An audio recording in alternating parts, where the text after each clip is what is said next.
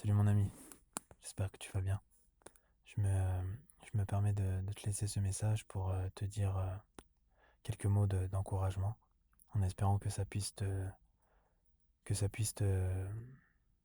permettre de pouvoir te recharger et surtout te rapprocher d'Hachem pour le mieux. Donc j'espère avoir les bons mots et j'espère que ces mots-là vont pouvoir toucher toutes les personnes qui vont écouter ce message. Tout simplement, j'aimerais dire qu'Hachem t'aime, tout simplement. Hacham il t'aime, Hacham il nous aime, comme on peut même pas s'imaginer.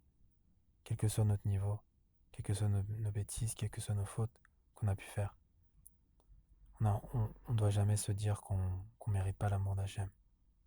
Hacham il a créé ce monde par amour, par sa grande bonté. Et c'est pas un amour humain, c'est un amour on peut pas s'imaginer de cet amour-là.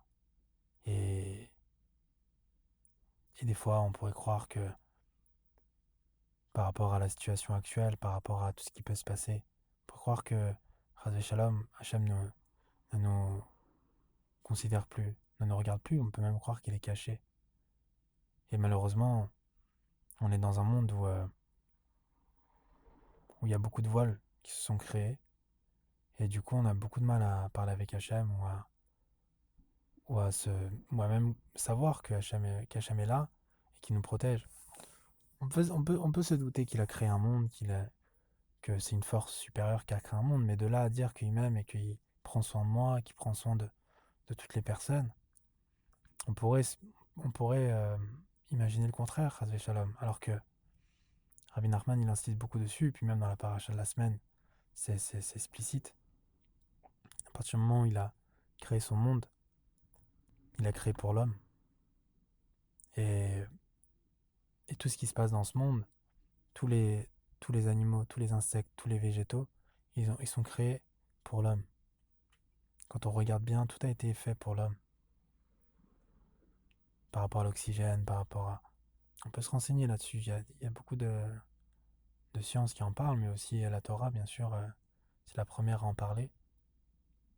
Et, euh, et puis même, on pourrait croire que par rapport à nos fautes, par rapport au fait qu'on soit loin, des fois qu'on fait mal les choses, que des fois on met mal nos téfilines ou qu'on prie pas euh, avec la kavana, avec l'intention nécessaire, ou que même des fois on fait des fautes tout simplement parce on est humain et que ça peut arriver, euh, qu'on est soumis au mauvais penchant, qu'on est encore esclave du mauvais penchant dans cette société de fous et aussi par rapport à notre éducation. On peut se trouver beaucoup d'excuses pour croire que Hachem ne nous aime pas. Mais c'est complètement faux. Hachem, il nous aime plus que n'importe qui. Il nous protège. Il fait en sorte qu'on puisse respirer, qu'on puisse être en bonne santé. Il gère tout. Si jamais on a des choses qui se passent dans notre vie qu'on ne comprend pas, c'est par amour, tout simplement. C'est parce qu'il a besoin qu'on puisse se rapprocher de lui. Et il a ses calculs par rapport à ce monde-là qui est éphémère. Ce monde-là, c'est un monde de passage, c'est un monde éphémère. On ne peut pas attendre un résultat dans ce monde-là, puisque c'est un monde, c'est un couloir. Quand on est dans une salle d'attente chez un médecin, on va pas s'amuser à redécorer la salle d'attente. On sait très bien qu'on va pas rester là longtemps. Et puis que ça ne nous appartient pas. Donc ce monde-là, c'est pareil. C'est comme une salle d'attente. C'est une salle d'attente où on peut faire des choses énormes pour pouvoir justement pour pouvoir faire en sorte que notre âme elle soit guérie. Et on peut atteindre des niveaux incroyables, des niveaux que même les anges ne peuvent pas atteindre du tout, puisqu'eux, ils n'ont pas de libre arbitre.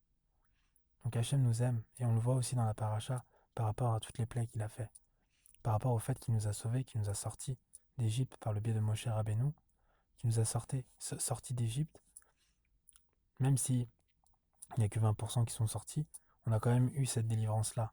Et pourquoi? Parce qu'on a crié tout simplement. On a crié. On a demandé, Hachem, je t'en prie, aide-nous. Tout simplement. Et pourtant, là-bas, on dit comme quoi ils avaient atteint la 49e porte de l'impureté par rapport à tout ce qui se passait là-bas, puisque l'Égypte, c'était vraiment le pays de la débauche au plus haut point. À part Goshen, où il y avait les Lévi'im qui continuaient à faire le service divin, tout l'Égypte, c'était quelque chose de très difficile, beaucoup plus que maintenant. Ils faisaient même plus la Brit Mila, la plupart. Et pourtant, Hachem il est venu, il les a sauvés.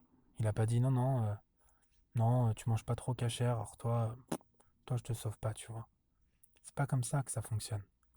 Toutes les mises-votes qu'on fait, toutes les lois, toutes les règles, elles sont faites uniquement dans le but de pouvoir se rapprocher de lui et pouvoir parler avec lui, pouvoir créer un contact avec lui. Mais c'est pas parce qu'on fait pas ça qu'il nous aime pas.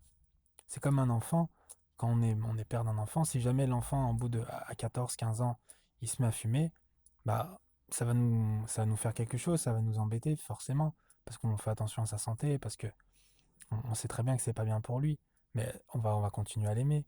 On va pas du jour au lendemain le sortir de la maison et trouver un autre enfant et dire à cet enfant-là que l'ancien enfant on l'aime plus et que cet enfant-là c'est l'enfant chéri et que maintenant quoi qu'il arrive ça va être lui et pas un autre. C'est ridicule. C'est complètement ridicule sachant qu'aujourd'hui Hachem il aime tout le monde et tout ce qu'il a fait dans ce monde, toutes les étapes qu'il a mis en place, c'est uniquement pour que la personne elle puisse se développer par rapport à son âme, par rapport à son éducation, par rapport à son âme.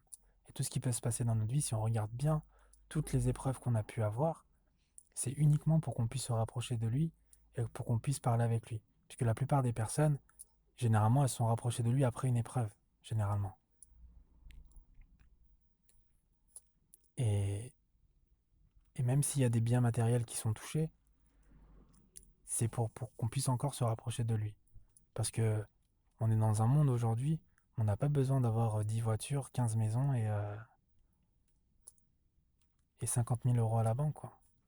50 millions, je sais pas. On n'a pas besoin de tout ça. Le matériel, ça doit être fait pour pouvoir élever le spirituel, mais pas pour qu'on puisse avoir une course à l'argent. L'argent, c'est un moyen. Et encore, des fois, c'est plus un moyen qui nous prend la tête qu'autre chose. L'argent, il vient d'un endroit très très élevé. Et c'est pour ça que la plupart des personnes qui ont de l'argent, elles ont de l'honneur, les personnes sont attirées vers elles. Parce que c'est, c'est, c'est un endroit qui est super élevé. Et il y a de l'argent du bon côté, il y a de l'argent du mauvais côté. Et c'est pour ça qu'aujourd'hui, bah, la plupart des personnes qui ont le souffle court, comme ce qui s'est passé d'ailleurs en Égypte, c'est pour ça qu'ils n'arrivaient plus à parler avec Hachem parce qu'ils ont eu le souffle court. Parce que le pharaon du coup, il s'est servi de tout le travail qu'il a donné aux, euh, aux enfants, aux Bnei Israël, pour qu'ils arrêtent justement de prier, tout simplement. Qu'ils arrêtent de croire qu'il y a la délivrance, à tout ça. Et il leur a dit, ah ouais, vous voulez vraiment sortir? Eh ben attendez, je vais vous doubler le travail. Je vais faire en sorte que vous allez travailler beaucoup plus, vous allez vous fatiguer, et comme ça, vous n'allez pas avoir le temps de penser. Aujourd'hui, une personne, quand on veut faire en sorte qu'elle soit complètement soumise à nous, ben, on lui enlève tous ses repères et on fait en sorte qu'elle travaille essentiellement et que son esprit soit concentré sur son travail, sur nous en fait. Et c'est comme ça qu'on arrive à avoir l'emprise sur quelqu'un. Mais quand on est attaché à Hachem, eh ben, il n'y a personne qui peut nous avoir parce qu'on est attaché à l'infini. Du coup, il n'y a rien qui peut nous toucher. On sait très bien que notre Père est là et qu'il nous protège. Même si on a fait des fautes, même si on a fait des bêtises. Alors évidemment, il ne faut pas faire des bêtises parce qu'il y a des choses qui se créent et ça m'éloigne, moi, de la Shrina. Ça m'éloigne, moi, de la présence divine. Mais Hachem, il est toujours avec nous. Toujours, toujours là. C'est pas. C'est moi, en fait. C'est surtout moi. C'est mon âme qui pleure. C'est par rapport à mon âme, en fait. Quand je fais des bêtises, c'est mon âme qui pleure et qui va pas bien. Je me fais du mal, je me fais du mal tout seul en fait. Donc voilà, sache que Hachem t'aime très fort, que t'es la prunelle de ses yeux pour lui, que ton âme elle est extraordinaire et qu'on a toujours quelque chose de très fort et de très bien à faire dans ce monde-là. C'est pour ça qu'on est là, on a quelque chose de spécial à faire et en parlant avec Hachem, on va savoir qu'est-ce qu'on doit faire ici. Et pas s'attacher à toutes les bêtises de ce monde qui sont en train d'ailleurs de disparaître, mais de s'attacher à la Torah, à la Torah d'Hachem, le mode d'emploi d'Hachem. Par sa grande bonté, il nous a montré le chemin, il nous a donné une boussole. Alors il faut savoir l'utiliser aussi, en profiter, par le biais de tous les tzadikim et de se trouver aussi un guide, quelqu'un qui peut aussi nous aider à se rapprocher de lui, sans rentrer bien sûr dans l'idolâtrie, ne pas prier ce guide-là, mais prier Hachem directement, et demander au guide de pouvoir prier pour nous, et, euh, et de pouvoir faire monter notre prière comme un chaliar Tzibour, comme la personne, le chef officiant en fait, il monte nos prières.